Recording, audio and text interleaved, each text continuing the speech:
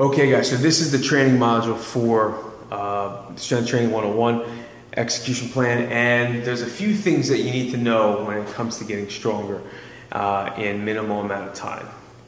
The first thing is that getting stronger is a slow process, okay? It is a marathon, it is not a sprint. You may see little jumps here and there in your strength, which can be due to any number of things, but to get stronger over time, it's going to take months, possibly years. Okay, this is not something that's a quick fix, and there's no fast way to get super strong. So let's say you bench like 100 pounds. Now, if you want to bench 315, it's going to take some time. You can definitely do it. It's definitely doable, but you're not going to do it in 3 weeks. So be smart, be consistent with your training. Make sure you're putting weight on the bar, you're working hard every session, okay? And that consistency over time is what's going to carry you to the next level. Why guys don't really get strong a lot of times is because they don't want to wait that long to bench 315. And that's why a lot of guys find ulterior methods of supplementation to help get them stronger faster. So if you don't know what I'm talking about, good. But it is very prominent when you see guys in the gym. They start juicing, or they start, juicing with the needle, not with the vegetables. They start juicing, and what happens is their strength jumps, and they can't live without that extra push from the drugs. So it's very important that you wrap your head around this, and that it's going to be a process. You have to put time in. You're going to have shitty workouts. I have shitty workouts. You're going to have great workouts too. But it's about maintaining the positive attitude and over those peaks and valleys as you progress to your strength goals. Okay, that's what it's all about. So that's the first thing, is that it's going to take some time for you to get stronger. Consistency over time is the biggest factor when you want to get stronger. Okay, that being said, there are 2 ways that you can really dial this consistency thing in. Okay, the first is adding weight to every workout. So let's say today you benched 135 for 5. Okay, maybe next workout when you bench, you try and hit 130, or I'm sorry, you try and hit one, that would be going down. You try and hit 140. So last week you hit 135. Let's say you're benching today. Try and add 5 pounds. This is where those little 2.5 pound plates come in. Most guys don't use them in the gym. They want 5, 10, 25 pound jumps, and a lot of times they don't get it. But if you use those small incremental plates, hopefully by the time you recover from your last bench day and you go to bench today, you'll be able to do that for the same amount of reps as you did last week. Okay. The second way you can get stronger over time is try and add a rep to your workout. So maybe instead of increasing the weight, maybe instead of increasing to 140 this week, you stay at 135, but you try and get it for 6. Does that make sense? So you want to make sure there's some sort of improvement, whether it's in weight, whether it's in reps, okay? Those are the 2 big ones. There's other ones too, but those are the 2 big ones. You want to try and make some sort of improvement so your body can adapt over time. The way you get stronger is your body has to adapt to the stimulus that you're giving it, okay? And as you adapt, you get stronger. Same thing with building muscle, okay? So you have to build up an adaptation or a response to that stimulus to create an adaptation, which is going to be strength. All right. Now here's one portion where everyone, or 99% of the population, fails when it comes to getting stronger, and I see this all the time. Okay, because I run a gym, but I actually go to a gym by my apartment because it's closer to home. It gets me out of here a little bit. It's a change of scenery.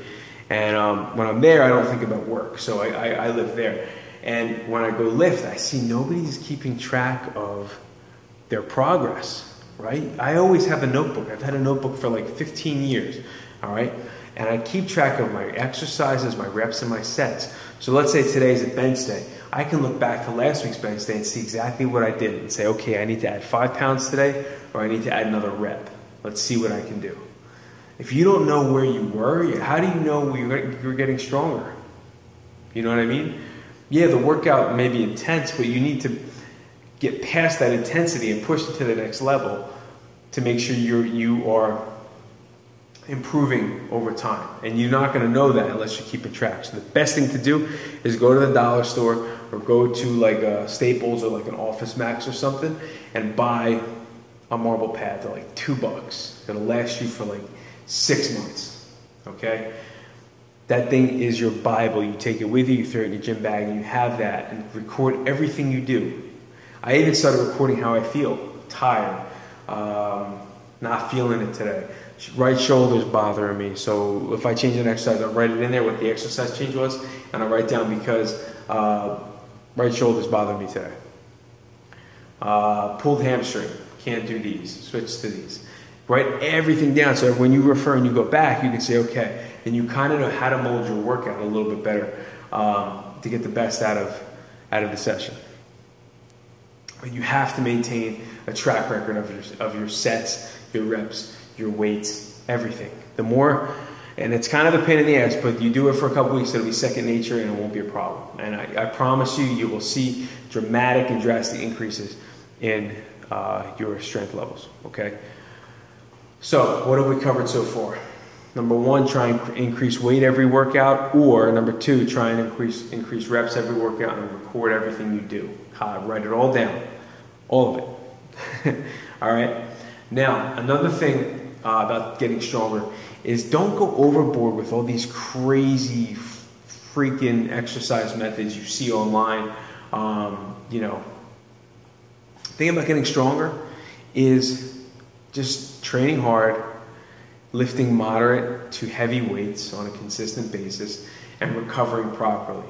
And recovering properly does not mean lifting 7 days a week. It does not mean lifting 6 days a week, okay? If you are bodybuilding style training or you are lifting style training, that's all you do, as you get older, your body's going to respond in a negative way. You're going to beat yourself up. So I find with myself that if I train balls to the wall for 3 or 4 days per week, that's plenty. And then I'll either do recovery work or soft tissue work. I'm going to start doing yoga because I'm all kind of screwed up a little bit. So hopefully that loosens me up a little bit. But take those other days to do other things, recovery work. What I used to do too is I would take my off days and I would do conditioning. So not a lot of high intensity lifting training, but I would use kettlebells more. I would run a little bit more, jump rope, maybe do some circuits outside in the parking lot, you know, things like that. That's not as high intensity from a lifting perspective, but it's in high intensity in another way. So there's ways around training every day that can be beneficial to you, but you don't want to lift 6 days a week. You can do that when you're like 18, but as you get to be mid-20s, it's not such a good idea, okay? So recovery is key, especially if you're training hard.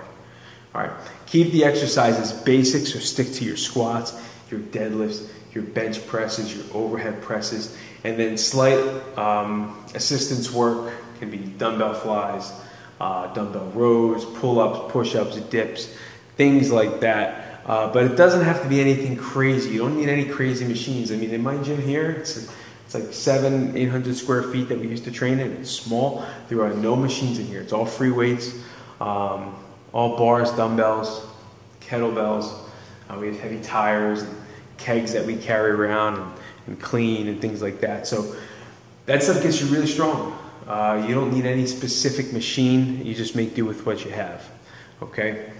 So that's pretty much it for the training portion, guys, in a nutshell. I mean, I can give you a sample training routine or one that I use right now. But it's not really anything super duper complicated. Okay? So in a nutshell, condensed version of what you just watched. Increase weight every workout by a little bit, not a ton, a little bit. 5 pounds. Okay, increase weight every workout. Increase a rep every workout. So you want some sort of progress every single session. Okay, record everything you do in a notebook, right? Make sure you keep track of your sets, your reps, the weights that you use, how you feel that day, if anything feels funny, what you did differently that maybe worked out better in your favor. Don't lift too often, right? So make sure you have enough recovery time, which we'll cover a little bit later. But make sure you have enough recovery time, because lifting does take its toll on you. It does really take its toll on you, and especially, again, I can't stress this enough because I'm starting to feel the effects of it now. The older you get, the more recovery time you need. Okay, the more wear and tear you're going to have from all the hours you spent in the gym. Okay, so make sure you're recovering enough and keep your training basic and effective. Basic, intense, and effective. Okay, those are all the things you need to get strong, guys, from a basic standpoint. Okay, and if you're not doing those things already, start doing them before you start, jumping into any specific hardcore, like crazy nutty training program. Start implementing those things correctly right away in your training program now, whatever training program you're doing, and you're going to start to see increases in strength, I promise you. All right, that's it for the training portion. On to nutrition, and I'll see you in that video.